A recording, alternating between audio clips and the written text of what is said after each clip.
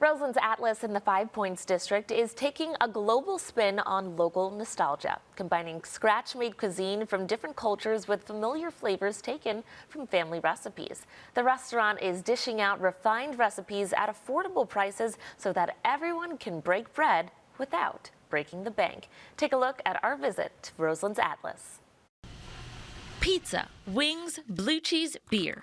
They're all synonymous with Buffalo's restaurant scene. However, for Chef Michael DeGanis of Roseland's Atlas, there is potential for so much more. Well, I started cooking pretty young. My parents both worked, and me and my brothers Wanted to survive, so we learned how to cook pretty young, and I found it to be pretty exciting. After working in the fine dining scene in Philadelphia, Michael was called to Buffalo to give a historic establishment new life in the Five Points district. So this building used to be Roseland's. The Romanellos owned it and ran it, but they were in business for over 75 years. They had a really good run. The building has undergone many transformations over the past 7 decades, so Michael and his team worked to restore it from the ground up, but made sure to pay homage to its roots. Why was it important to preserve a little bit of the history of this building while kind of piggybacking off of that and starting something new?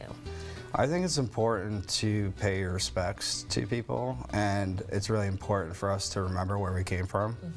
One, Roseland's has like a strong name, and when you hear it, it kind of rings. And the Atlas part for us comes from global cuisine that we're trying to highlight. That's kind of the mission behind Roseland's Atlas, is bridging a gap and bringing people together. Tell me more about that. So we're in the Five Points district. A great community already exists here. We're just trying to add to it with some homey food, and you know, the dinner table is really where all the good conversations happen. It's really nice to just have a place where we can all come together as a community, share a meal, have a good time. The name alone suggests an underlying mission: to bridge the gap between where it began to where it stands now, both in the multicultural flavor profile of the menu and in its attempt to quell food equity for the working class of Western New York.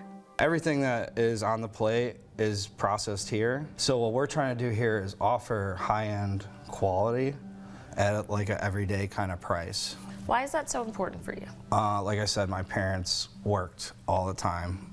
I wasn't from money, so being able to work in restaurants and experience like caviar, champagne, things like that was very foreign to me. So when I got the experience, it was like, what is this world?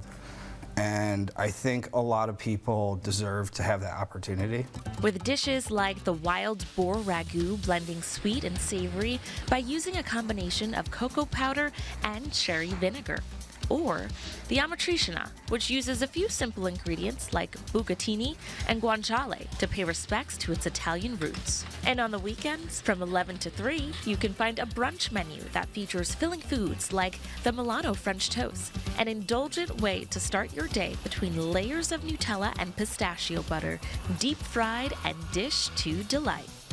And for those late nights, you can't beat the handcrafted cocktails they're serving up seasonally. For the winter season, they've got unique takes on classic tastes like their pear old fashioned and pistachio martini. We have done some seasonal changes like we do with our food menu. We're trying to stay with what's being offered by nature. And because they want everyone to feel at home, they even offer plenty of non-alcoholic options for those who choose to stay sober. I'm actually sober. We're noticing that people are not drinking as much anymore. They're more health conscious, and that's great. But who can resist a sweet treat? The dessert menu at Roseland's Atlas is the perfect example of how they're finding new ways to pay respects to their roots.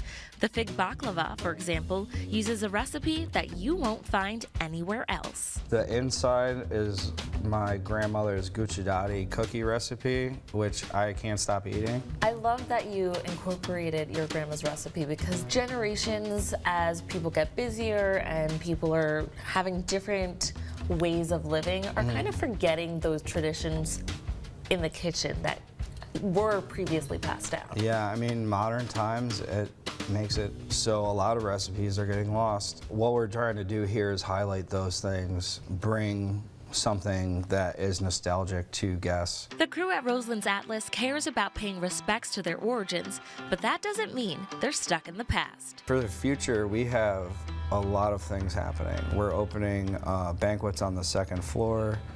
We're going to be doing a lot of events in the summer and spring. We have Valentine's Day coming up. We're going to do a prefix menu for that. Once the weather changes, we're going to have a huge patio. So the restaurant basically doubles in size. There's another like 45 seats out there. It's operating at full capacity now, with open doors to welcome guests inside, but their grassroots beginning is something that Michael does not take for granted. You've come a long way, because when Roseland's Atlas started, it was actually just takeout. It was really rewarding because I got to see the guests and meeting people and just and them telling me how great it is, you know, you can't get, it's better than money. It really is. Yeah. Roseland's Atlas, bridging the gap between where we began to where we are now, bringing global flavors to our local community and making fine dining affordable because you deserve it.